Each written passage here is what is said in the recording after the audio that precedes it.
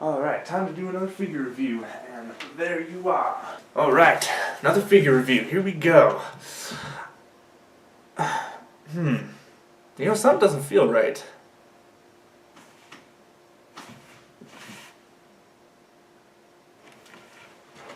What the?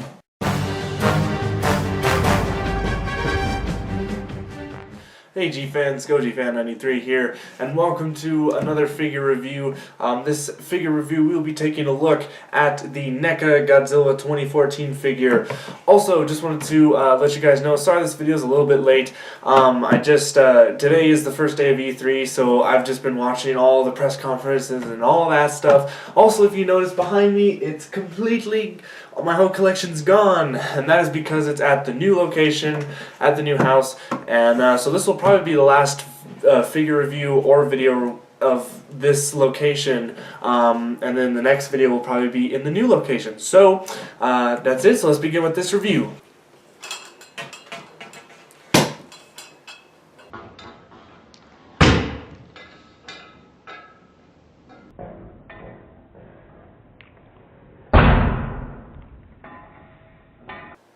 What? Oh.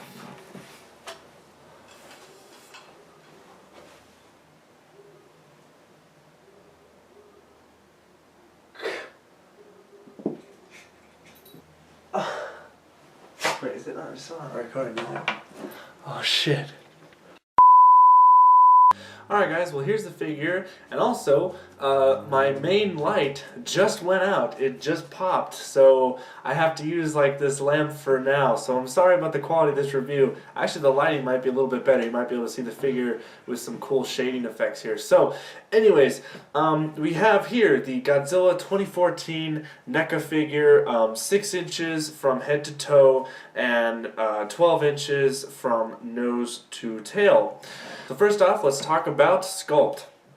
Now, I love the sculpt of this figure. It captures the character of the new Godzilla design, I should say, and everything about it is just really good. It's a pretty good detailed figure as well.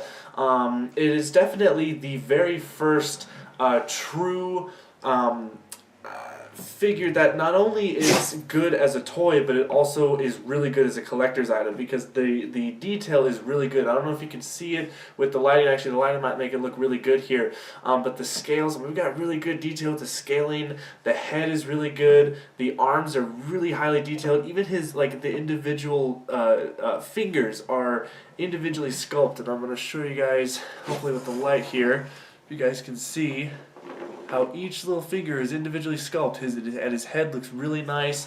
Also along with his spikes, those are also really nicely done. His tail is really nicely done. Starts thick here, then it gets really thin at the top.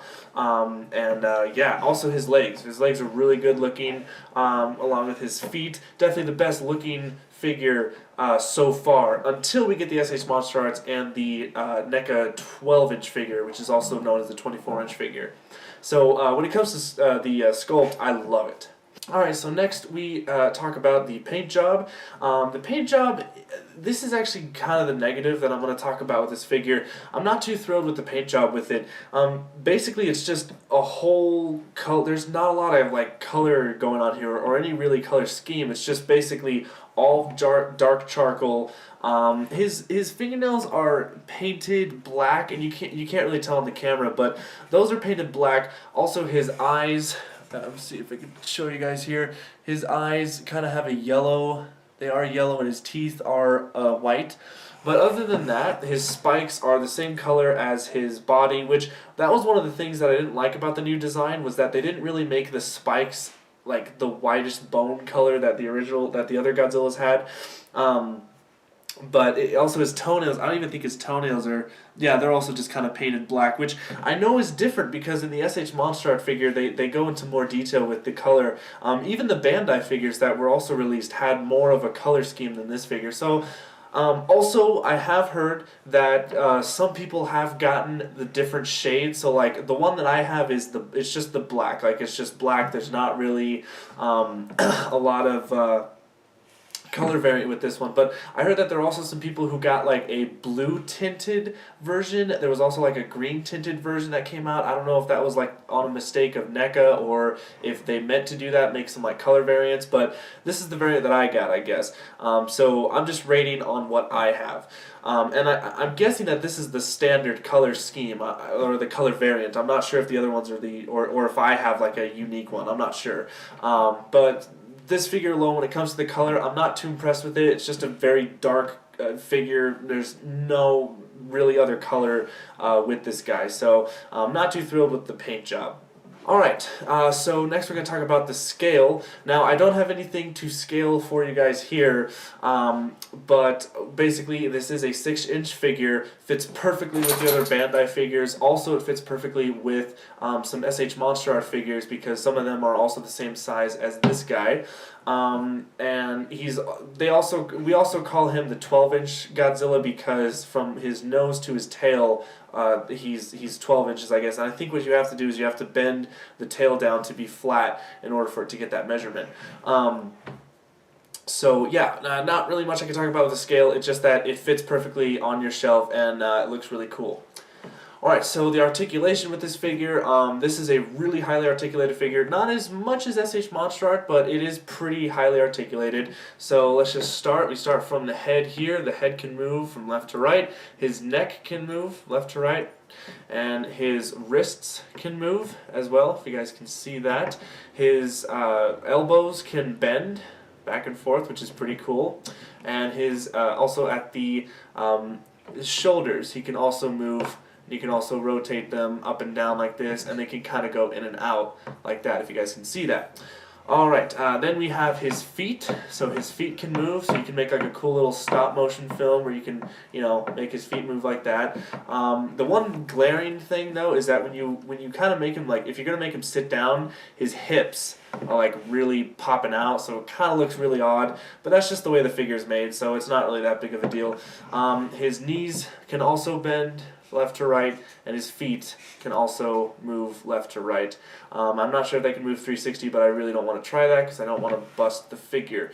Alright, probably the best part of the articulation with this figure is the tail. The tail is like really highly well done, articulated with this. I mean, just look at how it can bend. It can move really freely. So I bet if you do like a stop motion film, you can get some really good motion with this.